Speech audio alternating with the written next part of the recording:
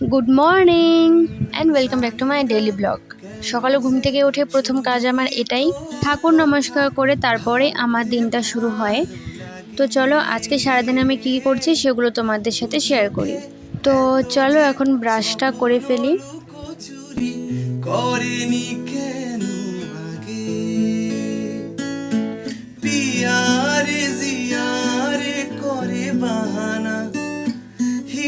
তারে কি বলে বুঝাই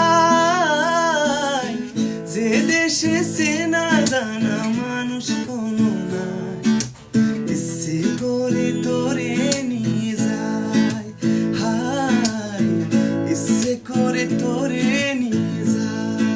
বেসিক্যালি আমি বাড়িতে ঘুম থেকে ওঠার পর সকালে চা কিন্তু একদমই খাই না, বলতে গেলে কিছুই খাই না সকালে।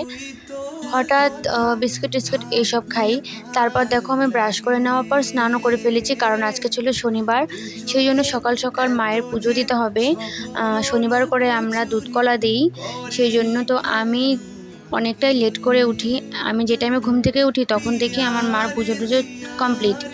কিন্তু আজকে যেহেতু আমি পুজো দেবো সেই জন্য একটু চেষ্টা করেছি তাড়াতাড়ি ওঠার। আর হ্যাঁ, এই যে আমি নাইটি পরেছি, নাইটি পরে পুজো দিচ্ছি, তার কারণ এই নাইটিটা পরে আমাদের বাড়িতে যেই পুজো বা সন্ধ্যা দেখ এটা পরে আমরা দেই, কারণ আমরা রেগুলার যে ড্রেসগুলো পরে থাকি সেগুলো পরে আমার মনে হয় না যে পুজো দেওয়া উচিত। সেই জন্য এই নাইটিটা আমরা রেখেছি শুধুমাত্র পুজো আর সন্ধ্যা দেওয়ার জন্য। तू रूह है तो मैं काया बनूं,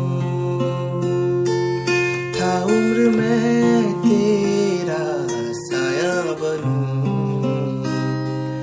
कह दे तो बन जाऊं बैराग में, कह दे तो मैं तेरी माया बनूं,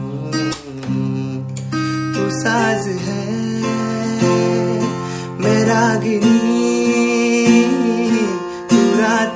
তারপর সুন্দর করে মায়ের পুজো দেওয়া কমপ্লিট করে এখন আমি খেয়ে নিচ্ছি ভাত।